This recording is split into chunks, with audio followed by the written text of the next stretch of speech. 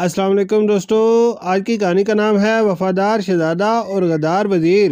بہت زمانے پہلے کی بات ہے کہ ایک سلطنت تھی اور یہ سلطنت اپنے باغوں، محلوں اور خوشحال بازاروں کے باعث مشہور تھی۔ وہاں کے لوگ خوش رہتے تھے کیونکہ ان کا بادشاہ جہاں پناہ، عادل شاہ، انصاف پسند اور رعایا سے محبت کرنے والے تھے۔ بادشاہ کا ایک ہی بیٹا تھا، شہزادہ سلمان۔ وہ سب کا لاڈلا تھا، غرور اور تکبر سے بالکل دور، بلکہ وہ تو اکثر محل کے دروازے پر بیٹھے بچوں کے ساتھ کھیلنے لگتا یا بازار کے مسافروں کو پانی پیش کرتا۔ رعایا اس سے بے پناہ محبت کرتی تھی، لیکن محل کے اندر ایک شخص ایسا بھی تھا جس کے دل میں جلتی آگ بجھنے کا نام نہیں لیتی تھی۔ وہ تھا وزیر اعظم فریدون۔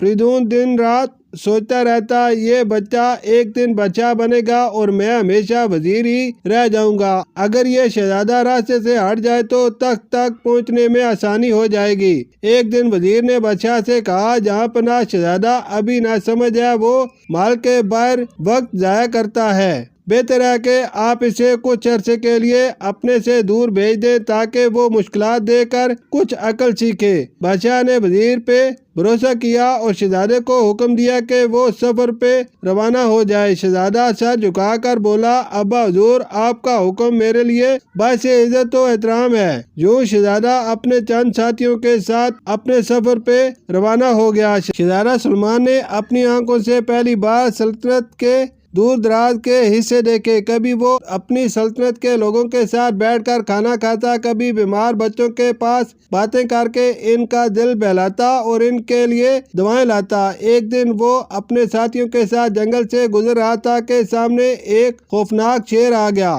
محافظ پیچھے ہٹ گئے، مگر شہزادہ آگے بڑھا۔ اس نے ہاتھ میں جلتی مشعل لی اور بلند آواز میں کہا کہ یہ لوگ میرے ماتحت ہیں، تمہیں انہیں نقصان پہنچانے کی اجازت نہیں۔ شیر دھاڑتا ہوا پیچھے ہٹ گیا۔ سب لوگ حیران رہ گئے اور شہزادے کو دعائیں دینے لگے۔ کچھ دنوں بعد وہ ایک دریا کے کنارے پہنچا۔ وہاں کا پل ٹوٹا ہوا تھا اور لوگ ایک کنارے سے دوسرے کنارے نہیں جا پا رہے تھے۔ شہزادے نے ان کی مدد کرنے کا سوچا اور خود مزدوروں کے ساتھ مل کر کئی دن تک محنت کی، لکڑیاں جوڑی، رسیاں باندھی اور پل کو دوبارہ کھڑا کر دیا۔ سلطنت کے لوگ بہت خوش ہوئے اور کہنے لگے، ہمارا شہزادہ ہی تو اصل ہیرو ہے۔ دوسری طرف محل میں وزیر اپنی سازشیں بڑھا رہا تھا۔ وہ رعایا سے کہتا، شہزادہ تو کمزور ہے، جنگلوں میں کھیل رہا ہے، سلطنت کو تو میری ضرورت ہے۔ کچھ لوگ تو اس کی باتوں میں آ گئے، لیکن زیادہ تر نے اس کے کارنامے سن کر کہا، یہ وزیر جھوٹ بولتا ہے، شہزادہ سلمان ہی ہماری سلطنت کا سہارا ہے۔ کئی مہینوں بعد شہزادہ واپس لوٹا۔ راستے بھر لوگ اس کے استقبال کو کھڑے تھے۔ انہوں نے پھول نچھاور کیے، ڈھول بجائے اور بچے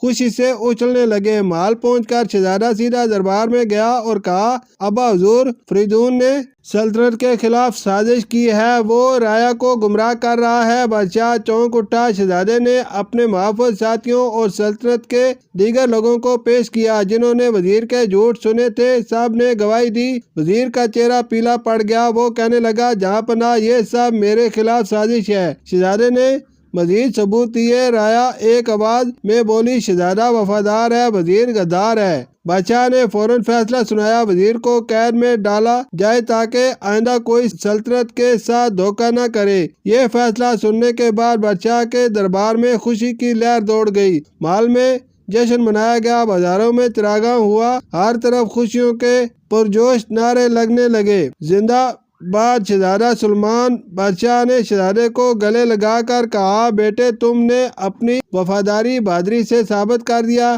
کہ تم ہماری سلطنت کے اصل وارث ہو۔ اب رعایا تمہارے ساتھ ہے۔ شہزادہ ولی عہد بنا دیا گیا۔ رعایا سکون سے رہنے لگی اور سب لوگوں نے یہ سیکھا کہ سچائی بہادری کی ہمیشہ جیت ہوتی ہے، دھوکہ کبھی کامیاب نہیں ہوتا۔ شکریہ۔